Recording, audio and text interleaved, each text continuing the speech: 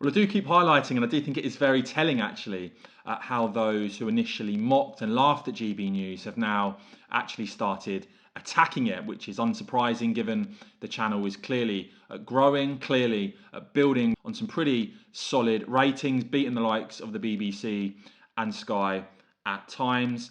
Now, of course, you have seen the likes of Jacob Rees-Mogg and Lee Anderson presenting shows on GB News, and the usual lefty Twitter boards have been up in arms about this, constantly whinging about it. Funny how no one really batted an eyelid when you had the likes of David Lammy and Angela Rayner, for instance, presenting on LBC. And I certainly don't have a problem with that. The more the merrier as far as I'm concerned. People should have choice.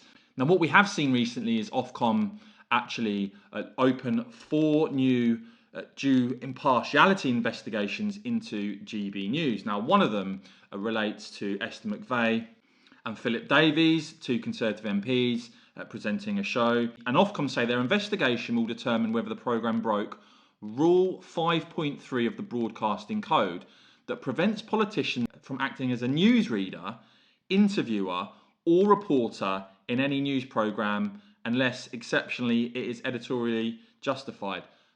Why does that rule exist? You know, if you support that rule, if you think that makes any sense or not in 2023. I certainly think overall media in this country is still massively over-regulated and the rules are outdated. I mean, for instance, I watch YouTube on my TV. Of course, you can have political adverts pushed to you via YouTube on TV, but for some reason still you can't have political adverts on broadcast TV or radio. Well, how does that make any sense in 2023? And I think that's just one such example. Some of these rules just being hopelessly outdated.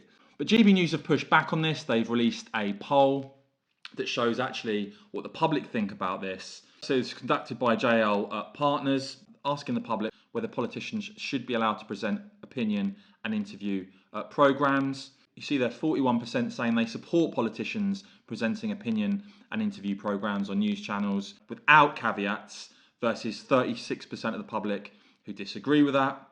And the poll also finding that 43% of the public support politicians being allowed to present opinion and interview programmes on broadcast news channels as long as they embrace some alternative points of view as per regulatory standards, with 31% opposing that.